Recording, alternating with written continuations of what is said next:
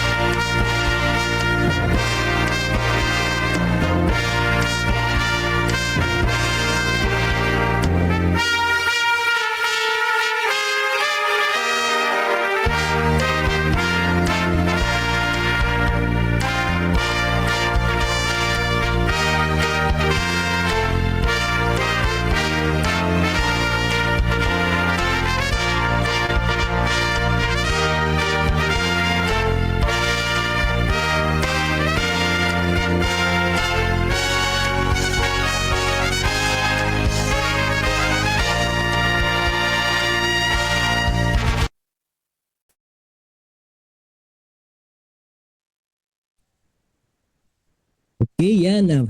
God first morning po sa ating lahat, mga kapatid. God first morning po, Pastor. Yan. God first morning. Pwede ko po bang marinig, mga Pastor, kapatid, ang inyong God first morning? God first Good morning. first morning po, Pastor. Morning. Good first morning po sa lahat. Amen. Ayan. So, napakagandang marinig, mga kapatid, ang inyong boses, no? Sa umagang ito, tunay na napakabuti ng ating Panginoon sapagkat muli niya tayong sinustain.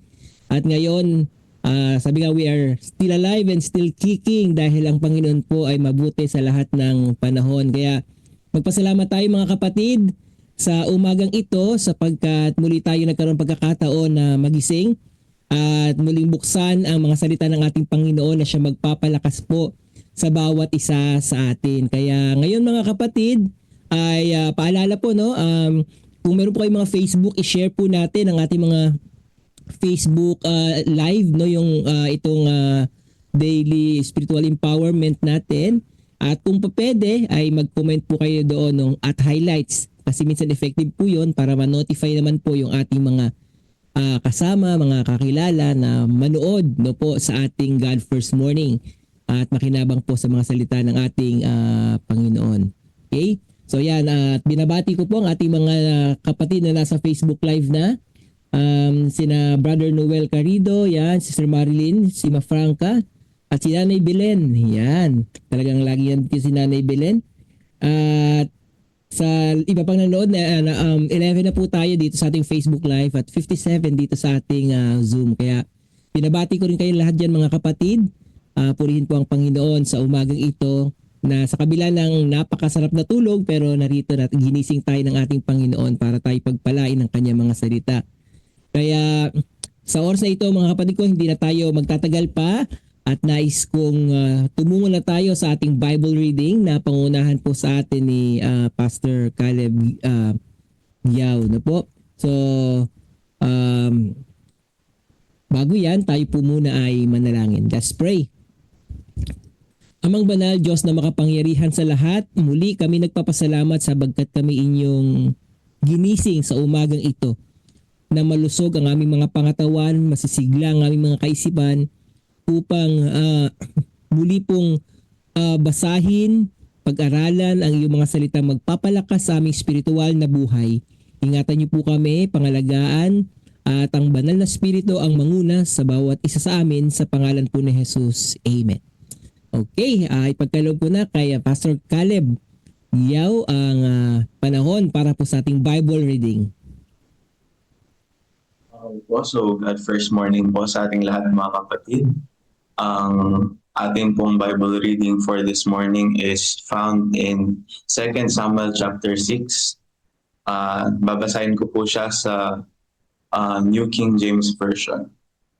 Sabi po dito, again, David gathered all the choice men of Israel, 30,000. And David arose and went with all the people who were with him from Baal Judah to bring up from there the ark of God, whose name is called by the name, the Lord of hosts, who dwells between the cherubim. So they set the ark of God on a new cart and brought it out of the house of Abinadab, which was on the hill, and Uzzah and Ahio, the sons of Abinadab, drove the new cart. And they brought it out of the house of Abinadab, which was on the hill, accompanying the ark of God, and Ahio went before the ark. Then David and all the house of Israel played music before the Lord on all kinds of instruments of fir wood, on harps, on string instruments, on tambourines, on sistrums, and on cymbals. And when they came to Nachon's threshing floor, Uzzah put out his hand to the ark of God and took hold of it, for the oxen stumbled. Then the anger of the Lord was arose against Uzzah, and God struck him there for his error, and he died there by the ark of God. And David became angry because of the Lord's outbreak against Uzzah, and he called the name of the place Perez Uzzah to this day. David was afraid of the Lord that day, and he said, how can the ark of the Lord come to me? So David would not move the ark of the Lord with him into the city of David, but David took it aside into the house of Obed-Edom, the Gittite. The ark of the Lord remained in the house of Obed-Edom the Gittite for 3 months, and the Lord blessed Obed-Edom and all his household. Now it was told King David, saying, The Lord has blessed the house of Obed-Edom and all that belongs to him, because of the ark of God. So David went and brought up the ark of God from the house of Obed-Edom to the city of David with gladness. And so it was, when those bearing the ark of the Lord had gone 6 paces, that he sacrificed oxen and fatted sheep. Then David danced before the Lord with all his might, and David was wearing a linen ephod. So David and all his house of Israel brought up the ark of the Lord with shouting and with sound of the trumpet. Now as the ark of the Lord came into the city of David, Michal, Saul's daughter, looked through a window and saw King David leaping and whirling before the Lord, and she despised him in her heart. So they brought the ark of the Lord and set it in his place in the midst of the tabernacle that David had erected for it. Then David offered burnt offerings and peace offerings before the Lord. And when David had finished offering burnt offerings and peace offerings, he blessed the people in the name of the Lord of hosts. Then he distributed among all the people, among the whole multitude of Israel, both the women and the men, to everyone a loaf of bread, a piece of meat, and a cake of raisins. So all the people departed, everyone to his house. Then David returned to bless his household, and Michal, the daughter of Saul, came out to meet David and said, How glorious was the king of Israel today, uncovering himself today in the eyes of the maids of his servants, as one of the base fellows shamelessly uncovers himself. So David said to Michal, It was before the Lord who chose me instead of your father and all his house, to appoint me ruler over the people of the Lord, over Israel. Therefore I will play music before the Lord, and I will be even more undignified than this, and will be humble in my own sight.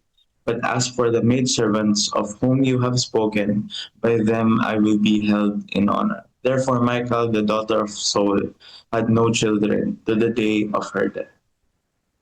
So dito po mga kapatid, makikita po natin yung storya po, yung narrative na kung saan dinala na po nila yung Ark ng Panginoon, yung Ark of the Covenant, patungo po sa Jerusalem.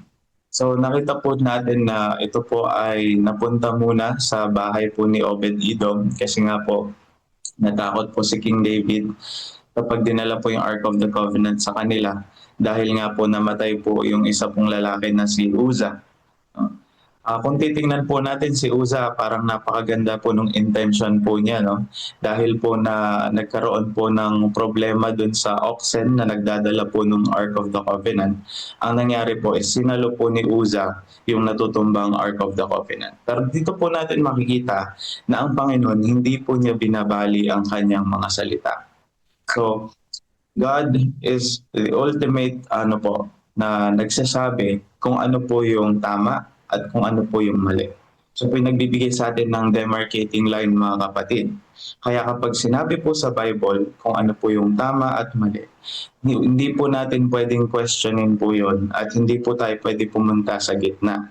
So dito po, it is very clear na dapat pong hindi hawakan yung Ark of the Covenant kahit ano pong mangyayari. Kaya po nung si Uzzah, sinalo po niya yung natumbang Ark of the Covenant, ang nangyari po sa kanya ay namatay po siya.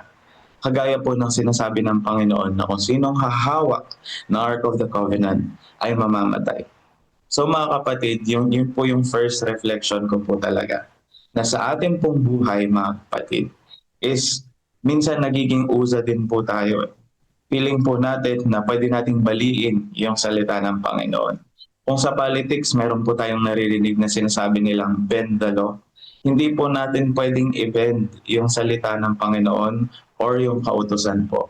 What is said and clearly said po sa Bible, dapat po, that will leave us to no question. Dapat hindi po natin questionin yan mga kapatid. Kundi kailangan po nating sundin dahil ang Panginoon, sabi niya kung ano po yung lumabas sa kanyang bibig, hindi niya po ito sisirain. Pangalawa naman po mga kapatid, nung napunta po yung Ark of the Covenant, doon po kina Obed-Edom. Kasi nga po, ang nangyari is natakot si David dahil po namatay po si Uza. Makikita po natin na blines po ng Panginoon yung tahanan po ni Obed-Edom. So sa buhay din po natin, what does the Ark of the Covenant represent? Diba yung Ark of the Covenant, dyan po lumalabas yung Shekinah glory. The Shekinah glory is the presence of the Lord. Accepting the offering, accepting the blood, accepting the atonement. So sa buhay po natin mga kapatid, kapag makikita po natin na yung presensya ng Panginoon ay kasama po natin, He will bless us. Kahit ano po yung mga pagdaanan po natin, mga pagsubok, mga problema sa buhay po natin, as long as the presence of God is with us, we will be blessed by God. Yun po mga kapatid. So many times sa buhay po natin, sa paglilingkod natin sa Panginoon, bakit minsan napapatanong po tayo na bakit hindi ko nararamdaman yung blessing ng Panginoon? Bakit parang malayo sa akin yung Holy Spirit habang nagsiserve ako sa Kanya? Kasi po we forget to have personal time and personal devotion sa ating Panginoon. So that is one way para po tayo is mag-dwell sa presence ng Panginoon. So mga kapatid, yung house po ni Obed-Edom, it was blessed because the Ark of God was there. The presence of God was there. And lastly po mga kapatid, is yung ating pong worship. Sometimes po pag sumasamba po tayo sa Panginoon,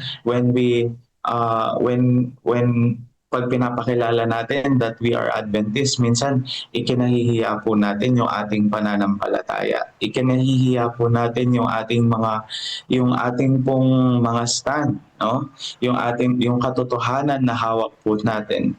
Pero dito po sa story ni David at saka yung experience po niya kay Michal, makikita po natin na siya po ay pumuri sa Panginoon at binigay niya yung best niya sa Panginoon. Kaya nung time na nakita siya ni Michal, she despised King David in her heart. Kasi parang kinahihiya niya yung ginagawa ni King David. Pero sa atin po mga kapatid, dapat gayahin po natin si King David. Nung time na nagkita na po si Michal at si King David, nung kinonfront ni Michal si King David, nakita po natin na naging totoo si David sa kanyang papuri sa Panginoon. At mas pinili niya yung Panginoon kaysa sa kung anong iisipin ng mga tao sa kanya. So sa buhay din po natin, dapat hindi po natin ikahihiya yung ating pagpuri sa Panginoon, yung ating pagsunod sa Panginoon, yung ating pananampalataya sa Kanya, dapat makita po sa buhay natin. Imbis na unahin po natin yung mga tao na nakapaligid po sa atin, imbis na mas isipin po natin kung anong iisipin nila sa atin, hindi po dapat tayo mabother sa ganun mga kapatid, kundi dapat isipin po natin kung tayo po ay katanggap-tanggap sa Panginoon at kung ginawa natin yung nakalulugod sa Panginoon. Most of the time po kasi sa ating pong pagsamba, parang binibase na lang po natin kung what other people will say to us. So kapag meron silang magiging negative comment, parang tayo, nag-iingat tayo, ganun. Pero dapat po mga kapatid, mas priority po natin kung ano ang makikita ng Panginoon, kung anong matatanggap ng Panginoon, hindi yung mga tao sa paligid natin. Just like us, tayo pong mga tao, we serve yung Panginoon, di ba? Tayo po ay we speak in front, we sing in front, we teach the lesson study, ganyan. Meron po tayong iba't ibang mga part on how we lead the worship. Pero minsan, imbes na yung focus mo is yung Panginoon, magbigay ng papuri sa Panginoon. Parang minsan yung focus mo, yung mga tao. Daming mga tao, daming mas magagaling sa akin dito magsalita, maraming hindi po mga kapatid. Dapat po yung focus po natin solely sa Panginoon. So kung ulitin ko lang po yung tatlong reflection na akin pong natanggap. First mga kapatid is yung salita ng Panginoon, that is true. Huwag po natin baliin yung salita ng Panginoon. Yan po yung nagsasabi sa atin kung anong tama, anong mali. Huwag po natin questionin yun. Pangalawa po mga kapatid, kapag ang presensya ng Panginoon ay kasama po natin, we will be blessed by God. Kaya maraming mga tao pag nagsasalita sila parang dama mo yung Holy Spirit eh. Kasi yung talagang meron silang connection sa Panginoon. Pero yung mga tao nagpapanggap. Yung mga parang impokrito na parang gusto nilang magmukhang banal sa harap ng pulpit pero malayo naman yung kanilang loob sa Panginoon. Gumagawa naman sila ng kasalanan. Yun yung mga tao mararamdaman mo na parang yun nga, parang wala yung presence ng Holy Spirit. So mga kapatid, for us to be blessed by God, we need the presence of God. And lastly po, yun nga po, pag tayo po ay nag-worship sa Panginoon, dapat ang focus po natin siya po. Hindi po yung mga tao sa paligid natin. Dapat hindi natin ikinahihiya yung ating ginagawa kasi ito po ay ginagawa natin sa Panginoon. So yun lang po yung aking personal reflection po ngayong umaga pong ito. Thank you very much, Pastor Amen. Caleb, sa iyong napagandang reflections. Ayan. Bago natin basahin yung ibang mga reflections dito, ay punta tayo dun sa ating dalawang kapatid din na magre-reflection. It's Pastor Jasper at si Pastor Danny. Okay, Pastor Jasper, pwede ba kitang marinig na dito sa ating reflection? Good morning. Good morning po, Pastor. Morning. Happy God first morning po sa ating lahat. At ako po ay merong dalawang reflection sa mga oras nito at ang una po ay sundin ang paraan ng Diyos. At yung pangalawa ay ang takot sa Diyos ay nagtuturo, hindi nagtataboy. Yung unang reflection ko po ay sundin ang paraan ng Diyos, hindi ang sariling paraan. Ayon sa ating binasa dito sa nais ni David na ibalik ang kaban, tipan sa Jerusalem. Isang mabuti at magalang na layunin. Gayon pa man ay hindi niya sinunod ang tamang paraan ayon sa kautusan ng Diyos. Ay dapat ito'y pasanin sana ng mga Levita, hindi ilagay sa kariton. At yan ay nakatala sa Exodus 25 verse 14 at bilang Numbers 4 verse 15. Nang matisod ang baka ay hinawakan ni Uza ang kaban upang ito'y hindi mahulog, no? So kung titingnan natin merong something doon, no? Pagamat tila mabuti ang intensyon ni Uza, maganda naman yung intensyon niya ay ipinakita ng Diyos na ang paglabag sa kanyang mga tuntunin. So yun po ay tinatawag na forbidden o yung pinagbabawal. Kahit na mabuting layunin o ay seryosong bagay yung ginawa niya, ang kabanalan ng Diyos ay nangangailangan ng insaktong pagsunod, no? Hindi ng ating mga sariling paraan. So minsan ay meron tayong mga ginagawa na mabuti, parang mabuti naman sa ating sarili, pero yun ay hindi ka sang-ayon sa Panginoon. Yung sa buhay, marami tayong magandang balakin o tulungan ang kapwa, manguna sa ministry, ayusin ang pamilya. Ngunit bago tayo kumilos, malagang tanungin natin ang Diyos. Ito ba ay ayon sa salita ng Diyos o sariling idea lamang natin? So kung atin po makikita ay nilinaw, sabi dito, nilinaw po ba ito sa panalangin at pag-aaral ng Biblia? O nagmamadali ako? Ganon minsan dahil sa ating sariling kagustuhan. Ang sabi dito, huwag mag-assume na sang-ayon ng Diyos dahil mabuti ang intensyon. Laging unahin ang kanyang kalooban. Kaya hindi naging kalugod-lugod dahil inuna yung ating sarili. Lagi natin tandaan ang mabuting intensyon ay hindi palaging sapat sa Diyos. So, yun po ang unang reflection. Pangalawa po, yung takot sa Diyos ay nagtuturo sa atin ng kabutihan, hindi nagtataboy. Sabi po dito, nang napatay si Uza, natakot at nagalit si David, no? Iniwan niya ang kaban sa bahay ni Obed-Edom. Parang piniling lumayo muna, ngunit ipinakita ng Diyos na ang kanyang presensya ay hindi maminsala kung igagalang natin ang Panginoon. Ipinagpala niya ang buong sambayan ni Obed-Edom at pinakita nito ang takot sa Diyos ay hindi dapat ay maging dahilan para talikuran siya, kundi magsilbing paalala upang tayo'y lumapit ng may tamang pagkilala at pagsunod. Ito po ang pinaka-highlights po dito mga kapatid, ano? Yung ating pong pagsunod at masunurin. Alam ko po, doon po sa kaban ay nandun yung yung Ten Commandments, di ba po mga kapatid? At sabi dito, kapag nakaranas tayo ng kahinatnan mula sa ating pagkakamali o relasyon o pananalapi, paglilingkod, huwag po tayong tumigil sa takot, sa paghinayang, sa halip ay kilalanin kung saan tayo nagkamali. So lahat naman po tayo ay may mga pagkakamali. Tayo po ay magbalik loob sa tamang paraan at pagsunod at maniwala na handang magpatawad at mapagpalang muli sa Diyos na may mga pagpakumbaba at pagsisikap at susunod.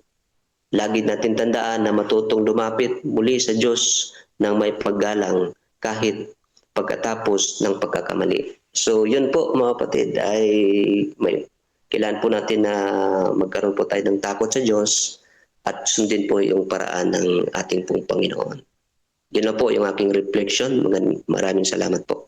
Amen, Pastor Jasper, no?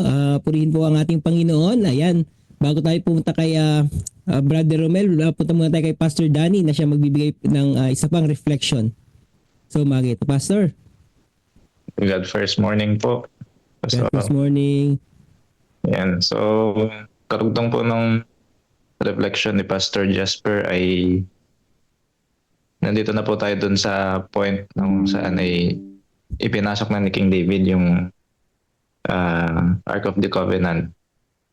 At dito po sinasabi na si King David ay nagsuot lang ng isang linen ephod. So tayo dito sa konteksto ng kanila pong ng kanilang panahon dati ay inappropriate para sa isang hari na lumabas ng ganun lang ang kasuotan. Pero ang kanyang intensyon ni Haring David ay para sambahin ng atin pong Panginoon. At nakita din dito sa story na yung si Michal na anak ni Saul ay nakita si King David na sumasayaw at nagpupuri sa Panginoon habang ganun ang kanyang kasuotan. And sabi niya dito, Michal despised King David. So ang akin pong reflection dito, may mga pagkakataon nagiging extreme tayo the way we look o paano natin i-define ang worship.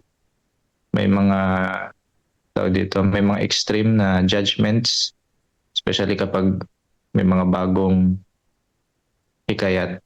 May ilan sa atin na sobrang strict pagdating sa kung paano ibinabase natin yung pagsamba sa kung gaano ka kaayos mag-present ng iyong sarili.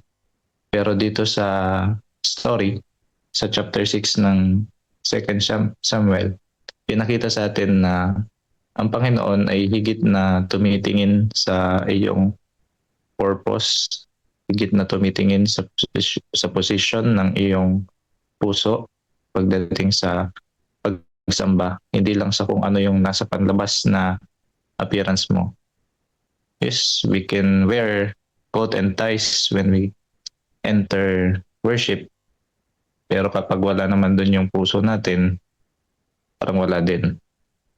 May ilan sa atin na yun na yung pinaka-the best na kasuotan, and yung kanilang puso ay nasa ating Panginoon. And dito dito sa verse 21, sabi ni King David kay Michal, "It was before the Lord who chose me instead of your father and all his house to appoint me ruler over the people of the Lord over Israel." Sabi niya dito ay, therefore I will play music for the Lord, and I will be even more undignified than this, and will be humble in my own sight. But as for the maidservants whom you have spoken, by them I will be held in honor. So dito po nakita natin kung paano yung pagka-despise din ni Michal ay nag-lead sa kanyang barrenness, o hindi siya pinahintulutan ng Diyos na magkaroon ng anak. Sa paraan lang, the way she judged King David sa paraan ng kanyang pagsamba at pagse-celebrate noong naibalik na sa kanila ang Ark of the Covenant. So ito yung akin pong reflection dito. Be not quick to judge how others worship the Lord, base sa kanilang kasuotan din, base sa kanilang pamamaraan. Hindi porke hindi effective sa iyo ay hindi rin effective sa kanila. Kaya ang paraan ng ating pong pagsamba, bagaman may iba't ibang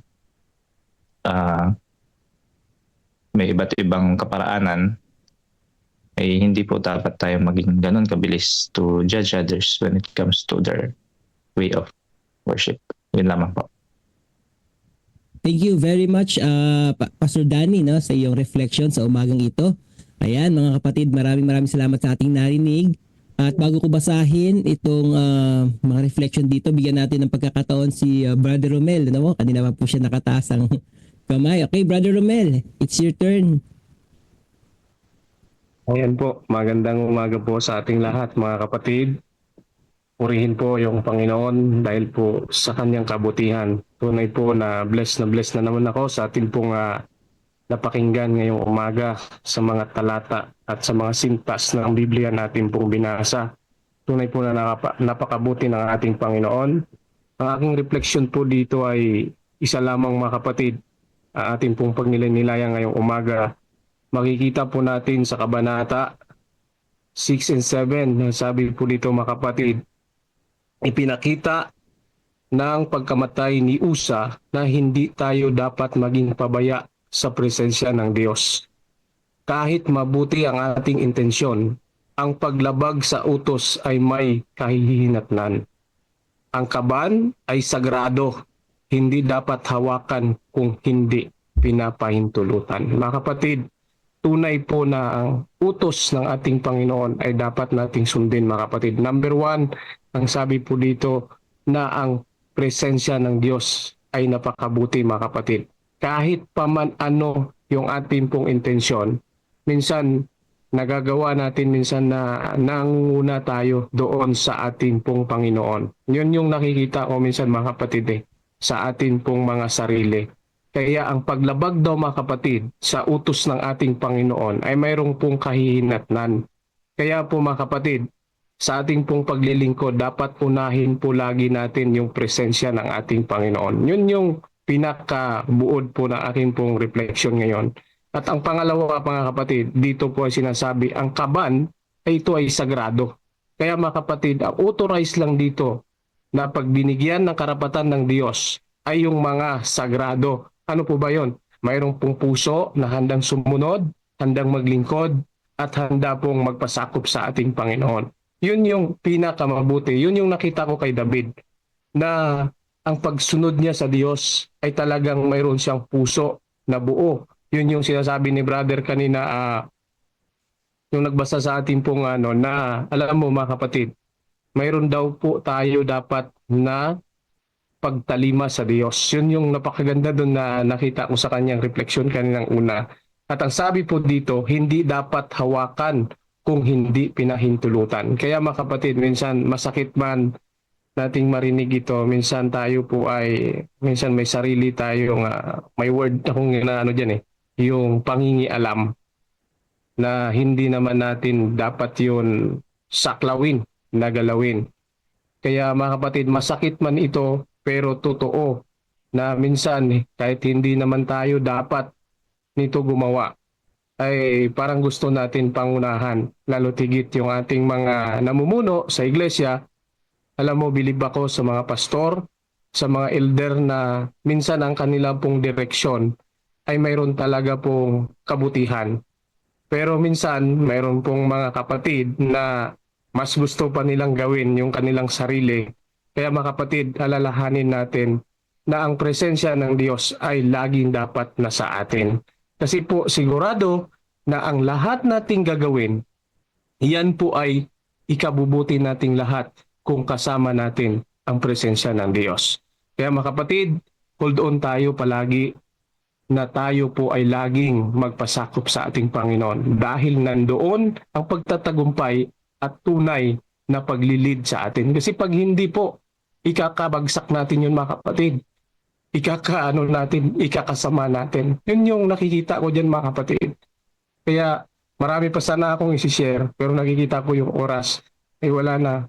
Kaya mga kapatid, lagi tayong magbasa ng Biblia and hold on sa atin pong mga pananampalataya. Kasi po ang sabi po sa Revelation 3 verse 11, I am coming soon. Hold on to what you have so that no one will take your crown. God bless you mga kapatid and happy God first morning. Thank you, Brother Romel. Ayan, thank you very much sa iyong i-share na reflection. Ayan, bigyan natin ng panahon ng ilang mga comments po dito sa ating chat.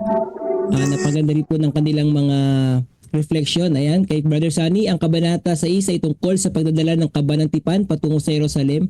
Ipinapakita nito ang kabanalan. Ang Diyos ay banal, ang pagsamba ay banal, at ang kanyang presensya ay nagbibigay buhay sa mga pusong handang sumunod at magpakumbaba. Ang Diyos ay hindi naghahanap ng perpektong pagsamba kundi pusong lubos na nakatalaga sa Kanya. Sa akin buhay may pagkakataon ba na ang aking pagsamba ay nagiging pangkaraniwan na lang? Masinuuna ko ba ang paraan ng Diyos o yung paraan na komportable sa akin? To obey is better than sacrifice. Thank you, Brother Sunny. Ayan.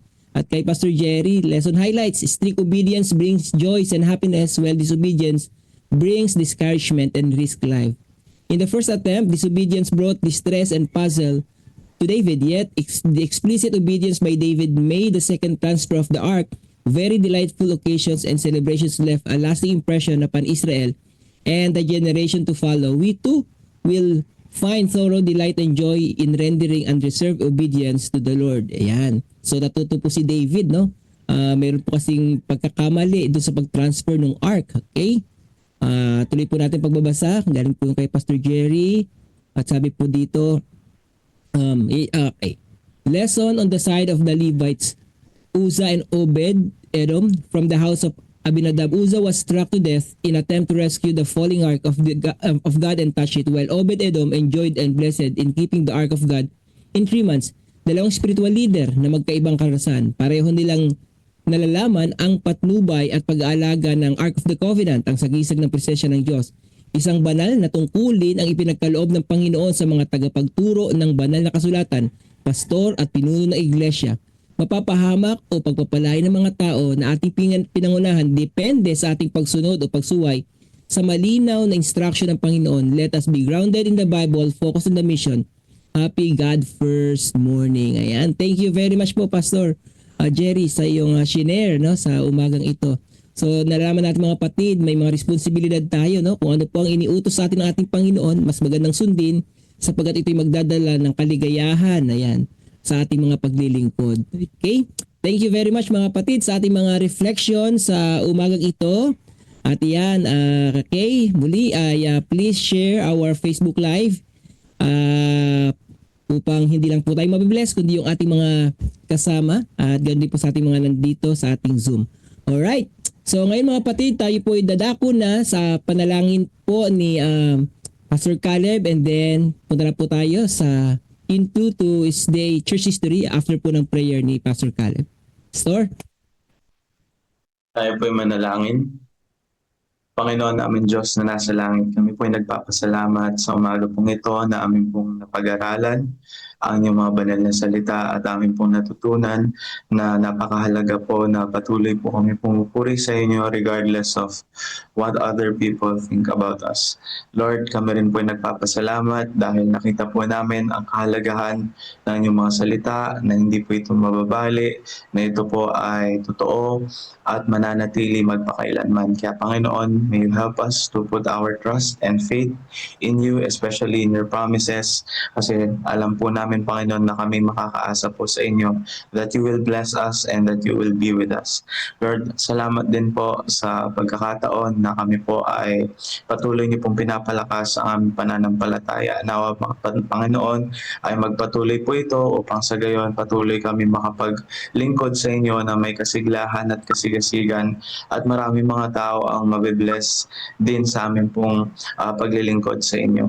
Panginoon, kung saan man po kami nasumpungan, nagkasala at nagkulang, patawarin niyo po kami at linisin. Maraming salamat po sa pagdinig sa aming panalangin sa pangalan ni Jesus. Amen. Amen. Amen. Amen. Pagkatapos bumalik ni Jesus sa langit, naiwan sa kanyang mga alagad ang dakilang tungkulin na dalhin ang ebanghelyo sa buong mundo. Puspos ng banal na espiritu, ang mga lalaki at babaeng ito ay buong tapang at kapangyarihan na ipinangaral ang mensaheng kanilang natanggap at abutin ang lahat ng sulok ng mundo. Ngunit hindi ito nangyari nang walang matinding pagtutol. Una mula sa mga Hudyo at pagkatapos mula sa pamahalaang Romano. Maraming Kristiyano ang nanatiling tapat hanggang kamatayan. Tiniis ang pagpapahirap at kahihiyan sa harap ng mga masayang manood sa Circus Maximus at Colosseum sa Roma at sa buong imperyo. Gayunpaman, ang dugo ng mga martir ay naglatag ng daan para lalo pang lumaganap ang ebanghelyo. Pagkalipas ng mga taon ng pag-uusig ng mga emperador ng Roma, isang emperador na nagngangalang Constantine ang nagpahayag ng kanyang pagtalima sa Kristyanismo noong 312 AD. Naging tanyag ang Kristyanismo, ngunit kasabay nito ay pumasok din sa simbahan ang maraming paganong kaugalian at simbolo, lalo na sa Roma. Ang obispo ng Roma ay unti-unting nagkaroon ng higit na kapangyarihan at autoridad at nagsimulang tutulan at usigin ang mga taong kumikilala kay Jesus lamang bilang ulo ng iglesia at tumatanggap sa Biblia lamang bilang pinakamataas na pamantayan ng katotohanan. Upang makatakas sa lumalalang pag-uusig, ang tunay na bayan ng Diyos ay umatras patungo sa mga liblib na lugar ng Europa. Sa hilagang Italia, ang mga Waldenses ay nagtago sa mga kabundukan. Marami ang pinatay ngunit patuloy na nagningning ang liwanag sa kadiliman sapagkat ang Diyos ay nananatiling may kontrol. Siya ay nagbangon ng mga lalaking tulad ni Wycliffe, Hus, Tyndale, Luther, Calvin at Zwingli upang tumindig para sa katotohanan. Ipinaglaban nila ang Biblia lamang, pananampalataya lamang, at si Kristo lamang. Noong 1798, sa katuparan ng propesiya sa aklat ni Daniel, ang kapangyarihang panrelihiyon at pampolitika ng simbahang Romano ay pansamantalang nabawasan nang alisin ni General Berthier si Pope Pius VI sa kanyang trono.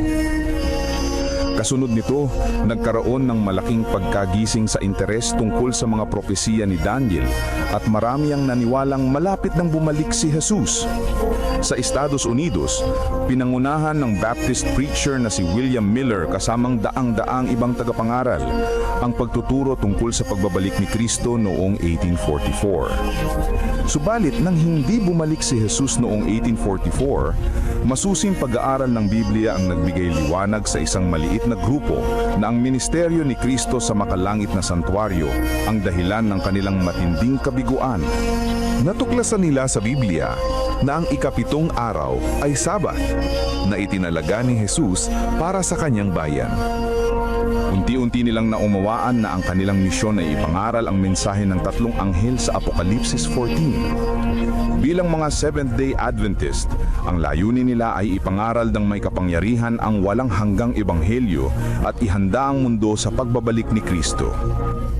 Mahigit sa 160 years na ang lumipas, mga taong dumaan sa dalawang World War, maraming kampanyang militar, mga krisis sa ekonomiya, ang pagtaas ng ateismo at sekularismo at pagdami ng populasyon ng mundo. Dumami rin ang mga natural na kalamidad na pabalik-balik at lumalala. Sa panahong ito, ang misyon at mensahe ng iglesia ay mas may kabuluhan at mas agaran kaysa dati. Si Jesus ay malapit nang dumating at ang mundo ay dapat na maihanda. Maghanda sa pagsalubong sa Diyos. Amen. Okay. Amen.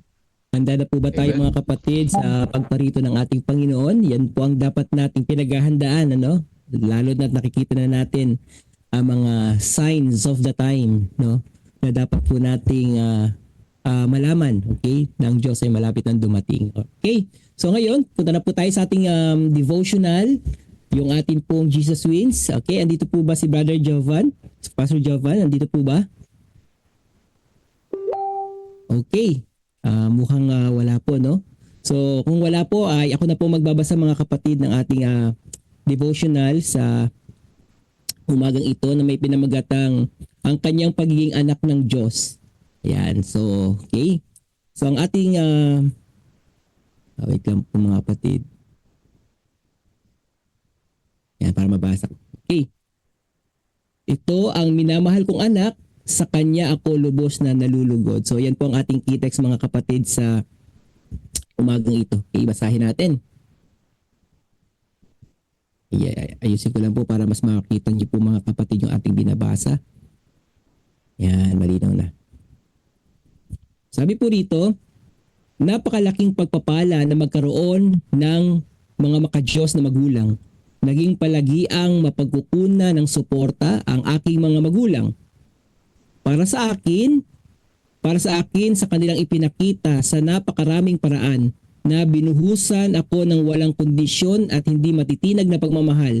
Naalala ko po nung nagtapos ako sa aking unang master degree, na-diagnose na may cancer sa tiyan ng tatay ko at malapit nang sumailalim sa isang malaking operasyon. Gayunpaman, nagpilit siyang dumalo sa aking pagtatapos sa kabila ng kanyang lumalalang kalusugan dahil alam niya kung gaano kahalaga para sa akin ang kanyang presensya.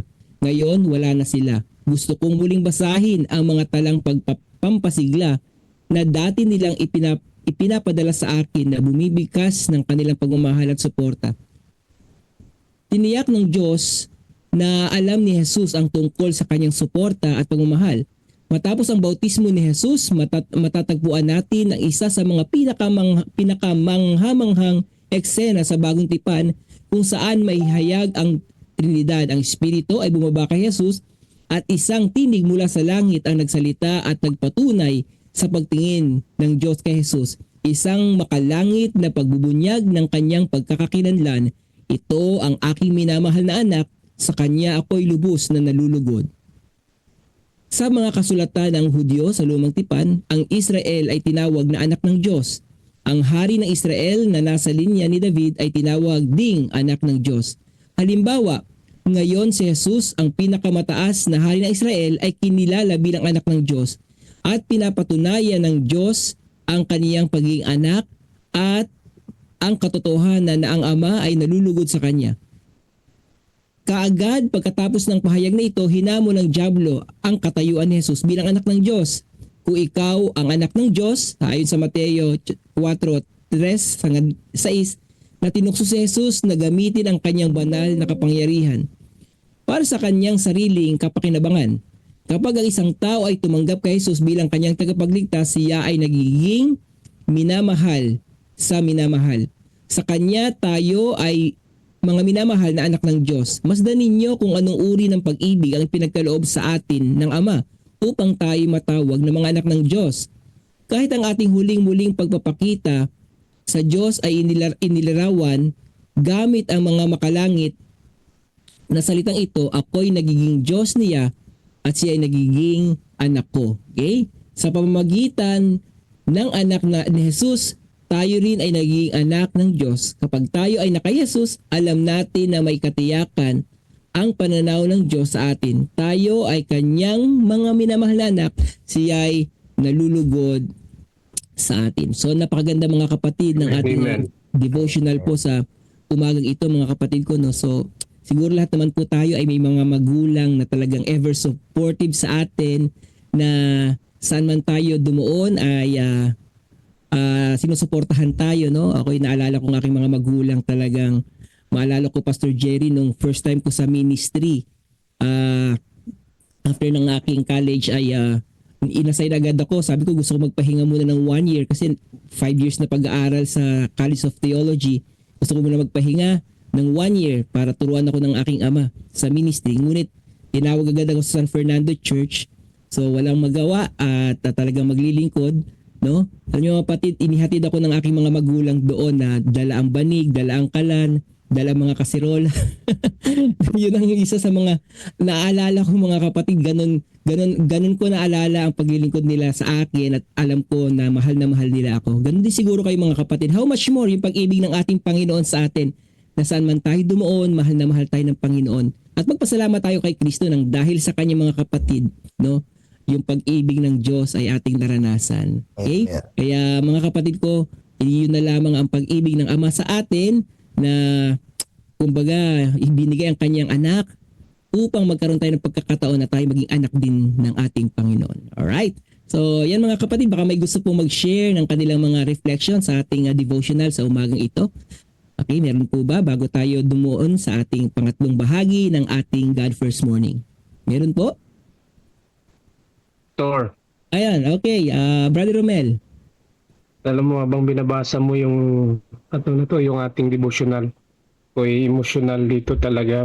Ko'y nagpapasalamat sa Panginoon na ako po ay pinili niya na isang anak, mga kapatid. Amen. Hindi po ako karapat-dapat na tawagin niyang maging anak. Pero nakita ko na dahil sa kanyang kabutihan, hindi niya po ako pinabayaan para hanapin sa sanlibutan ito. Alam ko na ang kaaway ay gusto niya sa kanya, ang karamihan ng mga tao. Pero pag nakita ng Panginoon yung puso mo, na handa kang magpasakop sa kanya. Kahit saan ka man mga kapatid, gagawa at gagawa ang Panginoon para maabot kanya at ibibilang kanya na kanya pong tunay na anak. Yun yung nakikita ko dito mga kapatid. Kaya ako'y nagpapasalamat na ang Diyos ay lagi pong nag-aalok sa atin ng libre at sa lahat ng mga tao mga kapatid.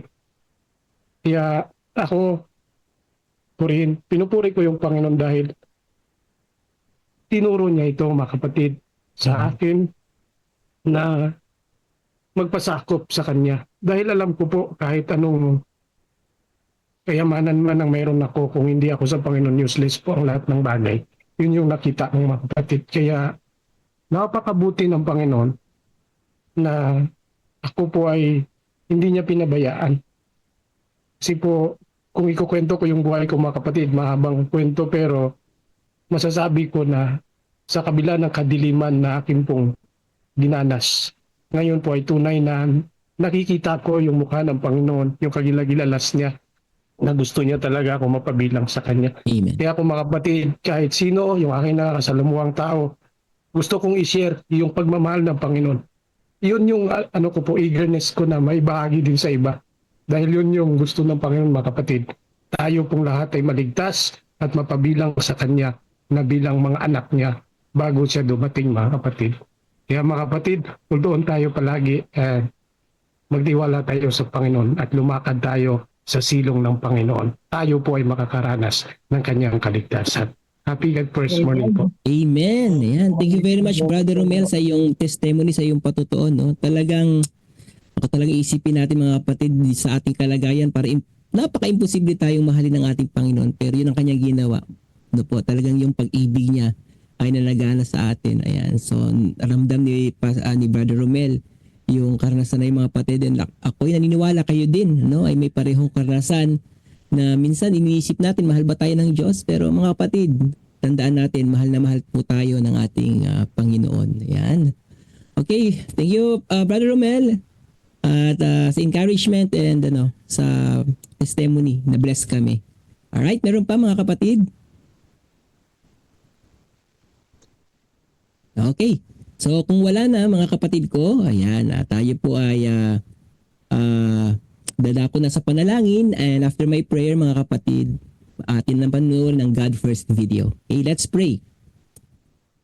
Muli Panginoon, nagpapasalamat po kami sa pag-ibig na aming nararanasan. Tunay na mahal niyo po kami Panginoon. Isa doon ay ang pagsugo ninyo sa inyong anak na si Jesus na namatay sa krus ng Kalbaryo upang kami ay magkaroon ng karapatan na tawagin mga anak ng Diyos.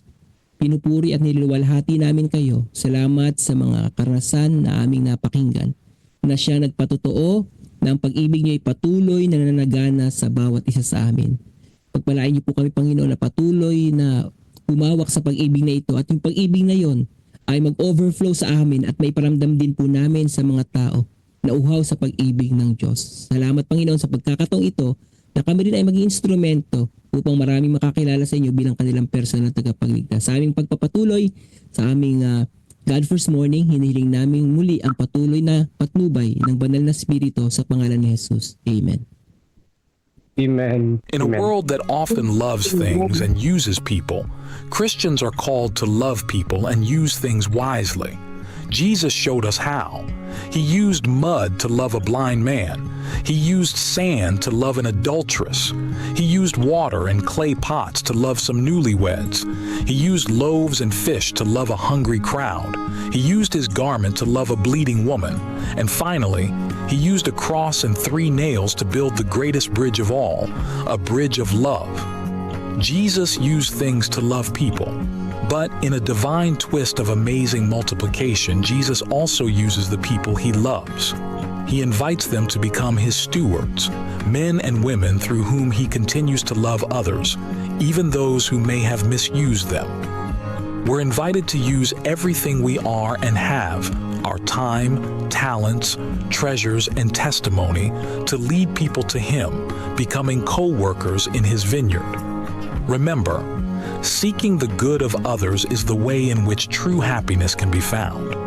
The more unselfish his spirit, the happier he is, because he is fulfilling God's purpose for him. As we return our tithe and promise offerings, let's ask how we can use our resources, our homes, skills, and time to love people.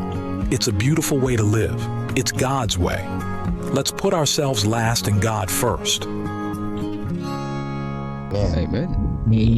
Amen. Okay? Amen. So, Amen. ngayong umaga, ang ating tagapagsalita mga kapatid ay walang iba si Pastor Fernando Mislos. Yan. Ang kanya pong ipipresent po sa atin is all about the unequal contest. Okay, so Pastor Ferds, ayan, andyan na si Pastor Ferds. It's your turn. Magandang umaga po mga kapatid. Purihin ang ating Panginoon sa kanyang kabutihan sa pagbibigay sa atin ng buhay at kalakasan ngayong umaga. At ngayon po, ang akin pong babasahin at bibigyan ng reflection ay ang chapter 4 ng Council of Stewardship, page 25, na ang title ay Unequal Contest.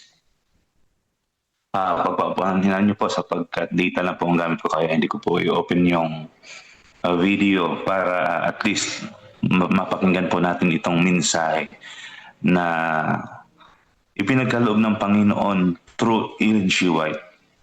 Ang sabi po dito ay, selfishness is the strongest and most general of human impulses. The struggle of the soul between sympathy and covetousness is an unequal contest. For while selfishness is the strongest passion, love and benevolence are too often the weakest. And as a rule, the evil gains the victory. Therefore, in our labors and gifts for God's cause, it is unsafe to be controlled by feeling or impulse. To give or to labor when our sympathy are moved, and to withhold our gifts or service when the emotions are not stirred, is an unwise and dangerous course. If we are controlled by impulse or mere human sympathy, then a few instances where our efforts for others are repaid with ingratitude, or where our gifts are abused or squandered, will be sufficient to freeze up the springs of benevolence. Christians should act from fixed principle, following the Savior's example of self-denial and self-sacrifice. The Review and Herald, December 7, 1886. dito po sa ipinahayag ng Panginoon kay Ellen G. White sa chapter 4 ng Council Stewardship, page 25, ay mayroon po akong gustong ibahagi po sa inyo na 3 bagay na akin pong nakita. Ang una pong pinupunto po dito ay human nature. Ano po ang ibig kong sabihin po dito? Tayo po na mga tao ay nilikha ayon sa larawan ng ating Panginoon. Mayroong individuality, mayroong power, mayroong freedom to think and to do. Kaya nga lamang po ay mayroong paglalaban sa ating mga buhay. Simulan nang nag-disobey ang unang mga magulang natin, sila Adam and Eve. At dahil doon ang kanilang nature ay bumagsak, nag-marred ang image ng Diyos sa kanilang buhay at nag-subject sila sa death. Kaya nga mayroong paglalaban. Kaya yung title dito ay unequal contest. Dahil mayroong kabutihan sa ating puso sapagkat nilikha tayo ng Panginoon na ganun. Subalit meron din tayong nature na makasalanan dahil sa paglabag ng unang mga magulang natin. Kaya ngayon ay ito ang paglalaban na nangyayari sa ating mga buhay. At kadalasan ay mas nagiging mataas, unequal kasi nagiging mas mataas yung nature nating makasalanan. Mas ayun yung ginagawa natin sa araw-araw kapag wala yung Panginoon sa ating buhay. So ayan yung nature natin, no? Ayan yung unang gusto ko pong dalhin. Human nature. Yung nature natin ay matuwid sa harap ng Diyos, pero nung nagkasala, ang mga magulang natin na una, sila Dan at Eva, ay mas naging inclined dito sa paggawa ng kasalanan, yung nature natin. At dahil po dito ay makikita din po natin yung ikalawang gusto kong dalhin po dito sa sinabi ni Joy ay yung great controversy. No? Great controversy. Mayroon po tayong fallen nature. At sa fallen nature na ito ay mayroong kadahilanan, malalim na kadahilanan. Mayroon pong great controversy na yung great controversy na ito ay nagsimula pa bago pa man din lalangin ang sanlibutan, bago pa man din lalangin ang unang mga tao. So makikita po natin ang matinding paglalaban ng mabuti at masama. Paglalaban ng Diyos at ng kanyang kaaway. At ang paglalaban na ito, mga kapatid ko, ay nangyayari sa ating mga puso, sa ating mga buhay, sa ating mga isipan. Andyan po yung pagdidesisyon. Minsan ay nandidiyan po, halimbawa, gusto kong umattend ng God first morning, pero pagod pa ang katawan ko. Gusto ko pang matulog. Mayroong paglalaban. Tapos mayroong bubulong, matulog ka na lang. Mas masarap pang matulog. So, ayun dyan po yung paglalaban sa ating mga isipan, sa ating mga buhay, sa ating mga puso. So, dahil sa paglalaban na iyon, ay nandiyan yung gusto nating piliin ang Panginoon. But unfortunately, ang pagpili natin ay hindi ganun ka-perfect. Yung pagpili natin ay hindi lagi ang Panginoon ang pinipili natin. Ayun po yung realidad eh. Hindi lagi ang Panginoon ang pinipili natin sa ating buhay sa araw-araw. Kaya nga tayo ay bumabagsak, nadadapa dahil ayun yung nature natin. At yung paglalaban ng mabuti at matuwid sa ating mga buhay, mas pinipili natin ang kaaway kaysa sa ating Panginoon. Ayan po yung nangyayari. Pero napakabuti po. May pangatlo pong gusto ko pong dalhin po sa inyo. Una ay human nature. Ikalawa ay great controversy na nangyayari sa buhay ng tao. Ikatlo po ay na napakabuti ng ating Panginoon ay yung work of God. Gawain ng Panginoon na pagliligtas sa tao, pagliligtas sa atin. Na hindi tayo karapat-dapat dahil sa walang hanggang pag-ibig ng Diyos sa tao, bagaman tayo ay makasalanan, bagaman patungo tayo sa walang hanggang kapahamakan, bagaman yung nature natin ay makasalanan, bagaman ang pinipili natin sa araw-araw ay hindi ang Panginoon, hindi lagi ang Panginoon, kundi mas marami pa yung mali. Napakabuti pa rin ng ating Panginoon. Siya ay mawain, mapagmahal, na ibinigay niya si Jesus Christ. Si Jesus Christ na walang kasalanan ay itinuring na naging makasalanan para sa atin. Ang kasalanan, ang kaparusahan na ipapataw sana sa atin ay ipinataw kay Jesus Christ. Nang sa gayon, through Him, we might be made the righteousness of God. Dahil kay Jesus ay itinuring tayo na matuwid sa harapan ng ating Panginoon. And led by the Holy Spirit, we sense our need, acknowledge our sinfulness, repent of our transgression, and exercise faith in Jesus as Savior and Lord of our life. Dahil dito sa ginawa ng ating Panginoon, ay bagaman laging mali ang nagagawa ng tao, ay nagkakaroon na ngayon ng kapangyarihan sa buhay natin ang Panginoon through Jesus Christ. Na sa magitan niya, sa ginawa niya sa cross ng Kalbaryo, ay we are justified, adopted as God's sons and daughters, and delivered from the lordship of sin. Ayan po.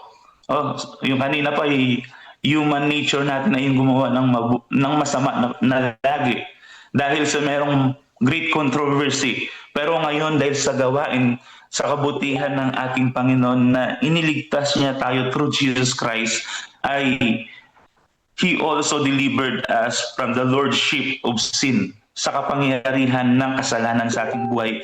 Kaya ngayon ay gusto ko pang matulog, pero napakabuti ng ating Panginoon. Gigising ako, mag-join ako sa God First Morning sapagkat napakabuti ng Panginoon sa aking buhay. Nagkakaroon na tayo ng sense na piliin ang ating Panginoon. Hindi dahil sa ating kapangyarihan, kundi dahil sa kapangyarihan ng Panginoon na niligtas niya tayo sa pagkapanginoon ng kasalanan. And through the work of the Holy Spirit, we are born again and sanctified.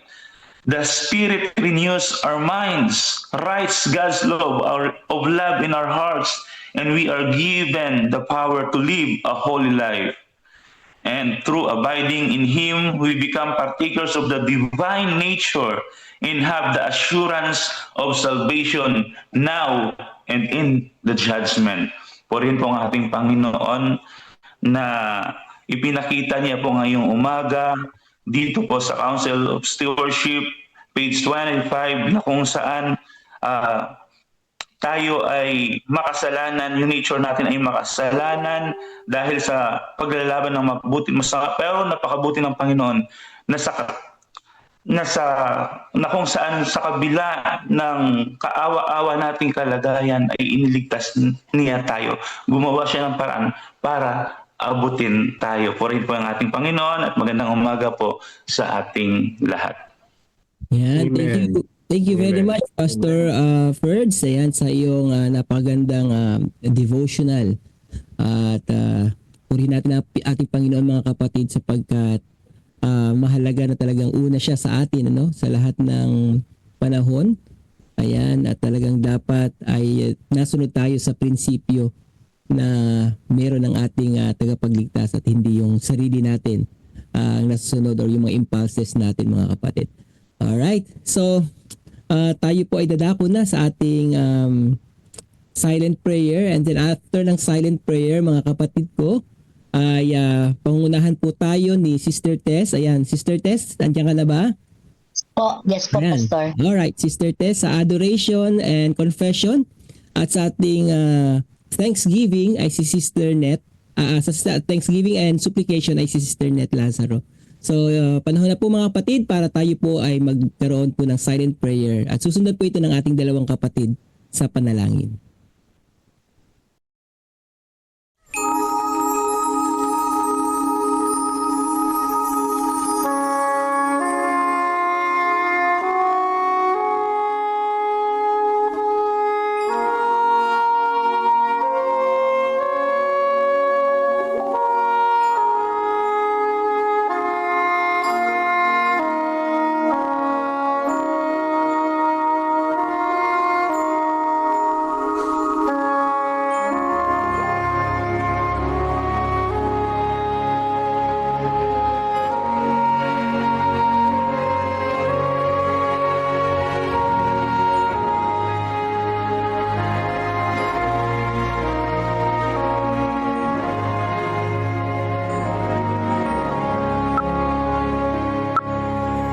Tayo po manalangin. Dakilang tayo sa kalitan. Ano po ang inyong Diyos na kahanga sa dila-dilala ang mga gawa.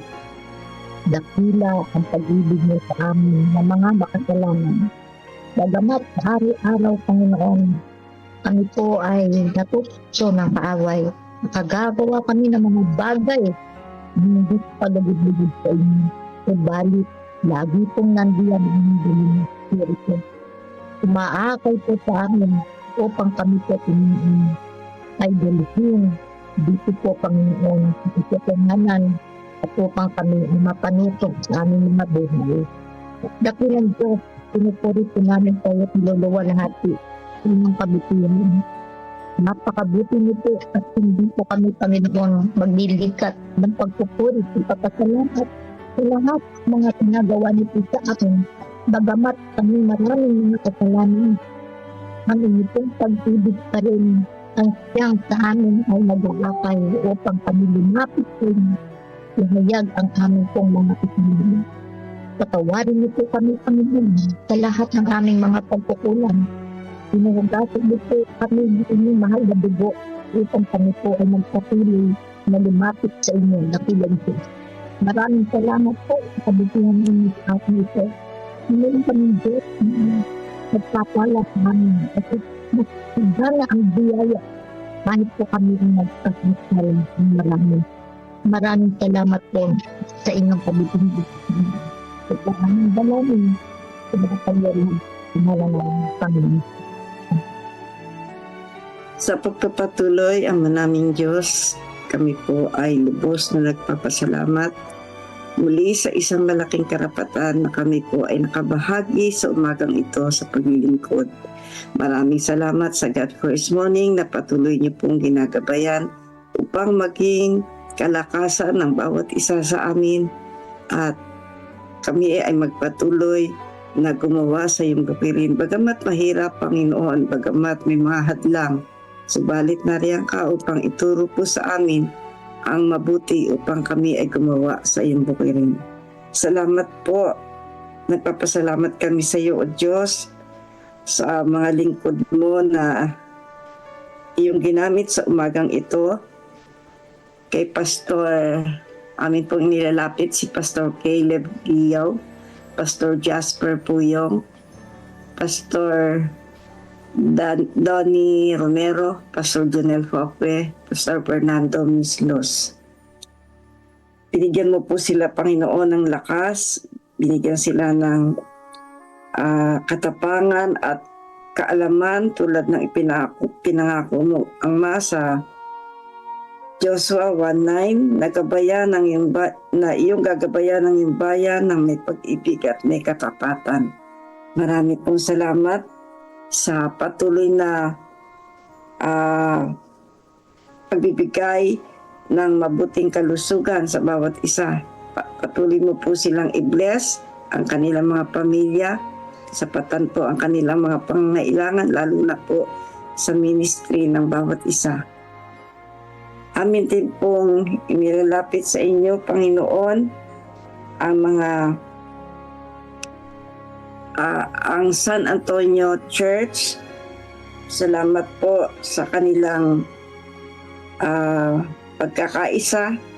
Hiling namin na patuloy ninyo silang pagpalain at magkaroon ng espiritong humihimok sa bawat miyembro.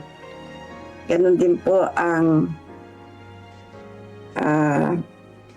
Every Family a Builder. Nagpapasalamat kami bilang sa CLPM bilang pundasyon po ng gawaing ito na Every Family a Builder na gumawa ng malakas na headquarters, tahanan para sa iyo, O Diyos. Bigyan mo po na sila ng patuloy na vision, yung aming pong mga nasa katungkulan ngayon, at huwag silang pagkulangin sa anumang mga pangangailangan. Bigyan po ng vision na at kaalaman habang amin pong isinasagawa ang gawaing ito. Salamat po sa mga paaralan ng Central Luzon Provinces Mission at ang lahat ng Adventist School na nagbibigay ng mabuting edukasyon na nakasentro lamang sa aming Diyos.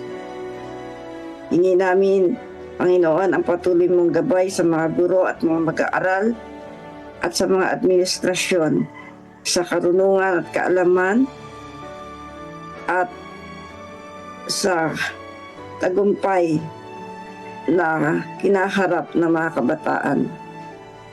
Amin din po inilalapit ang lahat po ng mga literature evangelist sa buong Central Luzon Provinces Mission. Pinupuri ka namin, O Diyos, sa mga kapatid na ito na buong tapang din na nagsisilbi, na may tapat na mga puso. Bigyan mo po, Panginoon, sila ng katatagan, pagiging malikhain, at kapangyarihan ng banal na Espiritu sa kanila pong patuloy na paglakad upang mamahagi ng mga aklat at ipagkaloob ito sa mga tao na hindi pa nakakaalam. Sa mga printed pages na ito, Panginoon, alam namin na gagamitin mo sa pagtatapos ng iyong gawain. Amin din pong inilalapit ang krusada sa San Vicente sa mga kaluluwa na nagnanais na makatanggap ng iyong kapangyarihan, ng iyong gabay, ng iyong pag-ibig. Inihiling po namin na buksan mo po ang kanilang mga puso at bigyan sila ng patuloy na kaalaman na makilala kanila at ang iyong pag-ibig at magresulta ito, Panginoon, sa maraming mga tao na babalik at mailalapit po sa inyo. Amin din pong inilalapit ang mga church building project sa Buasaw at sa Umpukan sa San Ildefonso. Bigyan mo po ng mga means sila na makakuha sila sa mga magkaroon ng mga sponsor, maging mabilis ang construction at lumago po ang mga at ang pagkakaisa sa kanila ay makita, Panginoon. Amin din pong inilalapit sa umagang ito ang mga pangangailangan at kahilingan sa kalusugan at kagalingan para sa mga kapatid namin na nagdaranas ng iba't ibang uri ng mga sakit. Maari po ba, Ama, na inyong punuin sila ng kapayapaan, bigyan po sila ng kalakasan, ang kanilang pamilya na nag-aalaga po sa kanila, gamitin mo po sila upang makapagbigay ng aliw, naway maging mabuting paraan din sila, Panginoon, na ang mga kapatid na ito ay maaliw, bagamat nakakaranas po sila ng mga ganitong karamdaman. Ikaw ang dakilang doktor, Panginoon. Kaya amin pong inilalapit sa oras na ito si Sister Sally Sanchez na siya po ay mag-undergo sa pagpapa-endoscopy. Inyo po siyang tulungan, Panginoon. Si Ruel Fernandez na siya po yung na-aksidente at nakakonfine ngayon sa ospital. Maaari po ba na inyo siyang dalawin at inyo pong tulungan na makaraos po at makauwi ng maaga. Susana Garcia, patuloy po na kagalingan. Noblesa Yap, patuloy din po kagalingan sa kanya pong karamdaman. Jerry Ligoneo, magkaroon po ng mabilis at patuloy na kagalingan at recovery sa operasyon. Jerry Bakay na siya po ay nasa ospital din ngayon. Inyo po siyang dalawin, Panginoon, at ipuin ang inyong pagpagaling ng mga kamay. James Sacobe, para po sa mabilis na kagalingan. Samson Lacambra, na meron po siyang leptospirosis. Inyo rin pong tulungan at ipuin si Brother Samson upang siya po ay gumaling na. Virgie Gabriel na may myoma, Estrella Fernandez na stroke, Clarita Esguera, namamaga po ang kanyang mata, masakit ang kanyang likod. Niyo rin po siyang hipuin, Panginoon, at pagalingin. Jenny Yumang Biray, na meron din pong myoma. Celia Monsayak, na nasa ICU. Noreen Miranda, na nasa ICU. Niyo po silang dalawin, Panginoon, upang sila po ay malagyan ng sapat na gamot upang sila po ay makalabas na sa ICU at mailipat na sa recovery room. Warlito Asuncion, merong lupus at pneumonia. Sister Lucy Crisologo, maging cancer-free na po siya, Panginoon. Matagal na po niyang nararanasan ang sakit na ito. At siya po ay gumagawa ng mga paraan na magkaroon po ng kagalingan at maging cancer-free. Niya po siyang tulungan, Panginoon, sa lahat ng kanyang tinitake na mga pagkain, ganun din po mga gamot. Si Kia Hana, maging clear na po ang mga lab test na sinagawa para sa kanya. Kay Dayan Rose Mateo, na sana po, Panginoon, ay patuloy na mawala ang bukol niya sa leeg. Elizabeth Herman Beck, meron po siyang valley fever, hindi po siyang hipuin at inyong alisin na ang lagnat na ito. Jem Muya, may bukol sa lapay at siya po ay operahan. Maaari po ba na inyo siyang tulungan, Panginoon, na magkaroon din po ng means para siya po ay maoperahan. Gina Santos, na stroke, inyo po siyang tulungan, Panginoon, na maranasan din niya ang kaaliwan. Lina Barredo, ang nanay po ni Pastor June, patuloy po na kagalingan sa kanya at mabuting kalusugan ang ipagkaloob. Ramon Rojas, para sa kanyang heart operation, inyo po siyang tulungan, Panginoon, at bigyan din siya ng patuloy na paraan kung paano makakakuha ng pinansyal ng mga pangangailangan. Ganon din po si Susie Caranza, patuloy po na makarecover sa nakaraang operasyon. Limpa Limbaro, magkaroon po ng mabilis na kagalingan. Danilo Esguera, kagalingan din po at makarecover sa operasyon. Lucille Montojo, Benedicta Ramos, sa kanyang pamamaga ng tuhod, ipuin niyo po ito, Panginoon, upang maibsan ang pamamaga.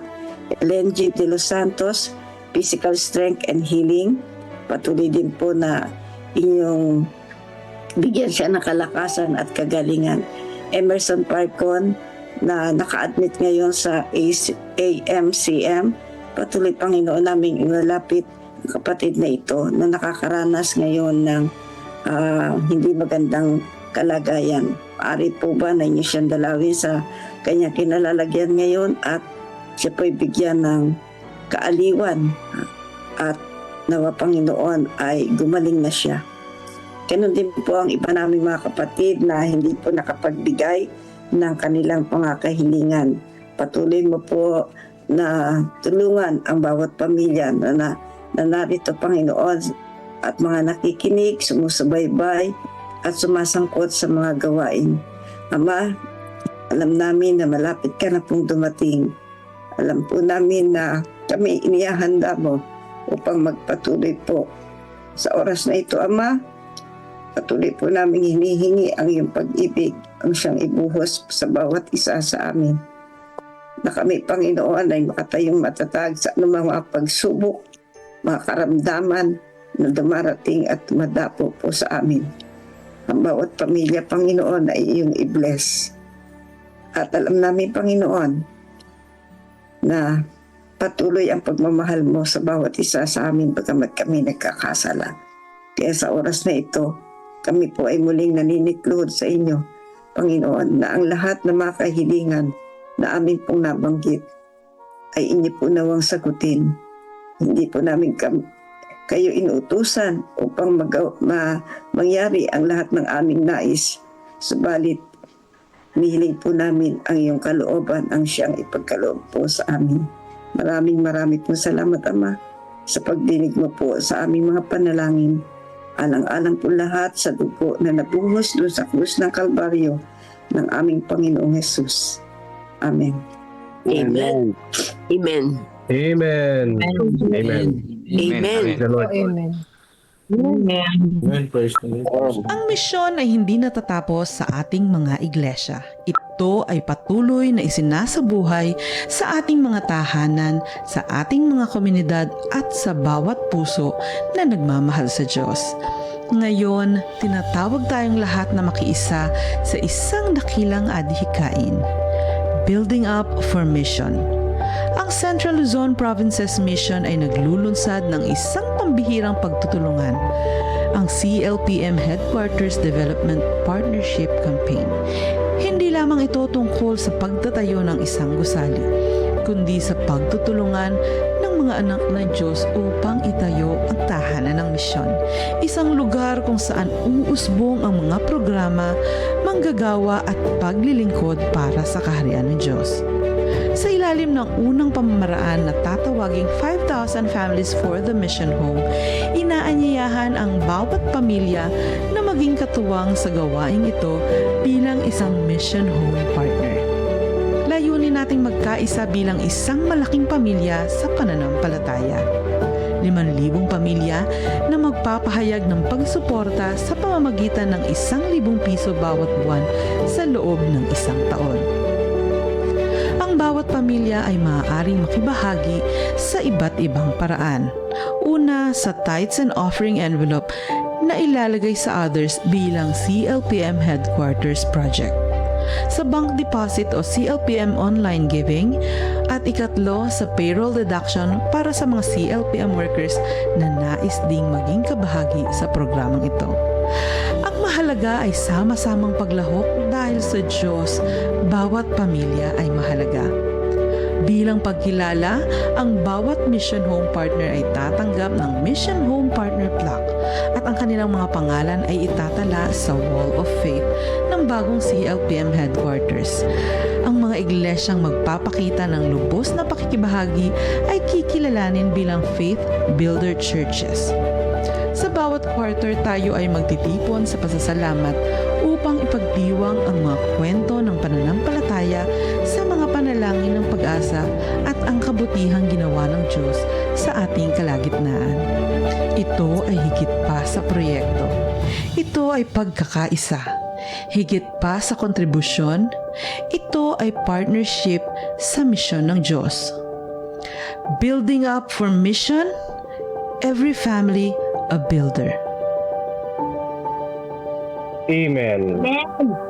Amen. Amen. Amen. Amen.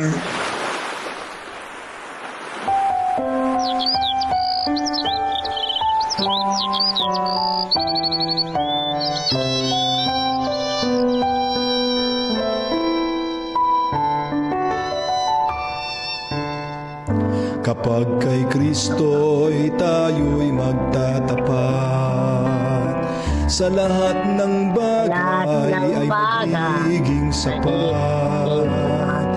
Sa bawat oras namang patnubay, tiyak na kakamtin, walang hanggang buhay. Ang Diyos ay nangako sa mga taong tapat, sa lahat ng bagay magiging sapat. Atin siyang purihin sa lahat ng oras, awit ng pagluwalhati ating itaas.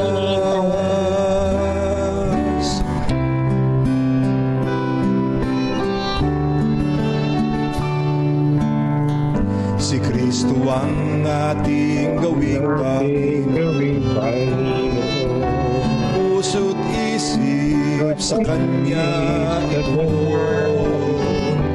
Ikaput, handog, talento at tulong, misyon sa gawain ng ito'y sumulong. Ang Diyos ay nangako sa mga taong tapat, sa lahat ng bagay ay magiging sapat. Atin siyang purihin sa lahat ng oras, awit ng pagluwalhati ating itaas. Pagagaanin ating mga pasan, sa mga suliranin kanyang tutulungan. Magtiwala tayo't siyang tunay na ligaya ay makakamtan. Ang Diyos ay nangako sa mga taong tapat, sa lahat ng bagay ay magiging sapat. Atin siyang purihin sa lahat ng oras, awit ng pagluwalhati ating itaas. Mapurit walhati sa kanya itaas.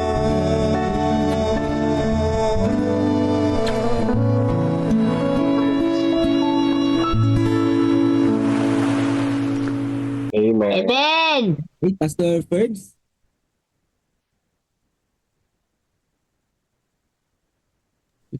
Yan. Panalangin. Napakatakila, napakabuti niyo po sa aming mga buhay, O Diyos, na binigyan kami ng panahon na ito upang lumago sa inyong biyaya sa magitan ng iyong mga salita, na mga testimonies, na mga panalangin, mga experiences ng mga kapatid.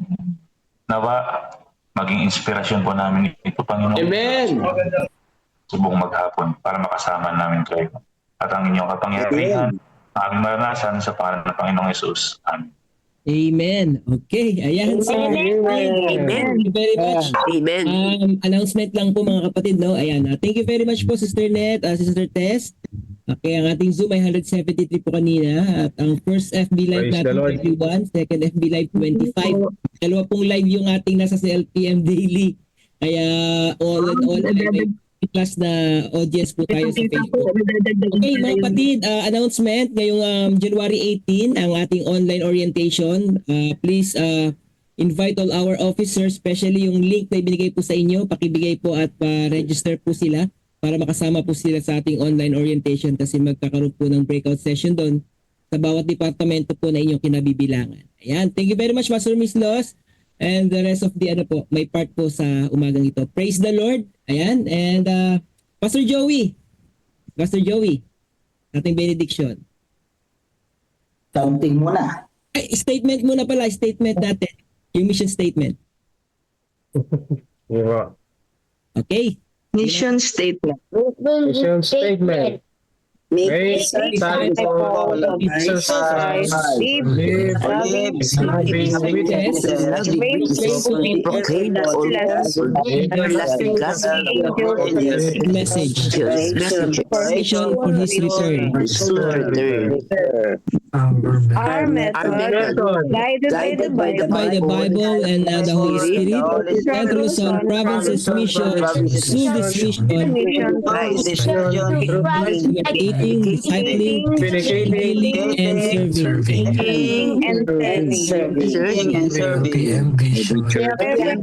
A missional church.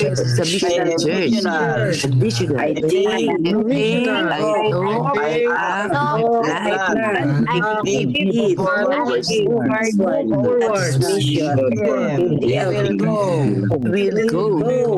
And you will never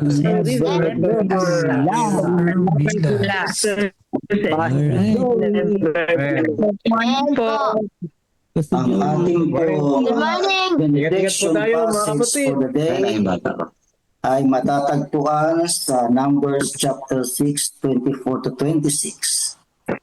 Pagpalain ka nawa ng Panginoon at ingatan. Pasikatin nawa ng Panginoon ang kanyang mukha sa iyo at maging pagpapala sa iyo. Iharap nawa ng Panginoon ang kanyang mukha sa iyo at bigyan ka ng kapayapaan sa araw na ito. Amen. Amen. Amen. Amen. God first morning, mga kapatid. God first morning po. Good morning po sa lahat. Good morning. Good morning. Good morning po sa lahat. Morning po. Morning. Brother Edmond, Brother Melvin, sa ating mga pastor, kay Pastor Jerry. Brother Edmond. Sa ating po mga gawain God ngayong first araw. morning, Brother Jody. God bless you po. Mag-exercise po tayo. Mag-exercise po tayo. Brother Sunny. Good morning. First morning po sa lahat. Everyone, God bless. First morning po. Brother Tony. Brother Tony. God first morning. Happy good Sister morning. Maricar. Sa ating lahat. Happy good first morning. Irma. Yes, good morning. Brother Melvin, asan ka? Andito po ako. Melvin, nasa ka? Andito po. Ano na? Masaya ako dito sa background. Morning po. Mainit dito sa amin. Yan din ako nagbukas ng video. Mainit. Oh, Mama Sige po. Bye-bye po. God bless po. Bye-bye po. Bless Bye-bye. po. God bless. Bye-bye, Sister Net. Sister Net, good morning. Happy Yes midweek po. po sa lahat. Ingat po. God bless. At yan po ang ating God First Morning Devotional sa umaga nito. At patuloy na tayo ay pinagpala ng Panginoon sa umaga nito. God bless us all mga kapatid and God First Morning po sa ating lahat.